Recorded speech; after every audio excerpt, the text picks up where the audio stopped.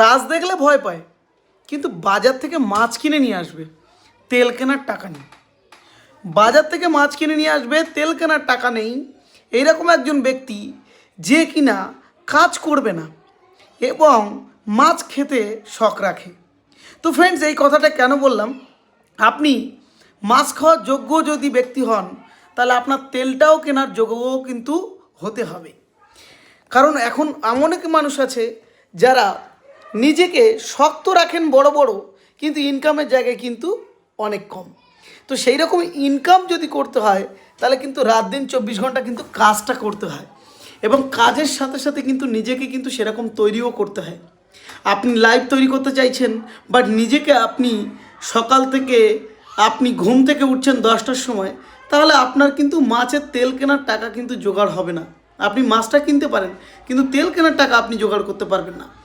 যেমন নুন আনতে পান্তা ফুরোয়, আমরা প্রবাদ বাক্যগুলো শুনি। আমরা এই প্রবাদ বাক্যগুলো শুনে থেকেছি, এর আগে আমরা অনেক বয়স্ক লোকেদের থেকে শুনে থেকেছি। এটা সত্যিই কথা।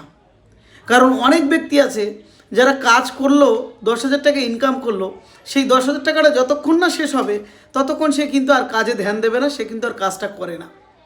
তো ফ্রেন্ডস, কাজ যদি করতে হয় আর তেল, মাছের তেলটাকে যদি আনতে হয়, অবশ্যই আপনাকে দৃঢ় প্রতিজ্ঞভাবে আপনার কর্মটাকে কিন্তু ধ্যান দিয়ে করাটা উচিত।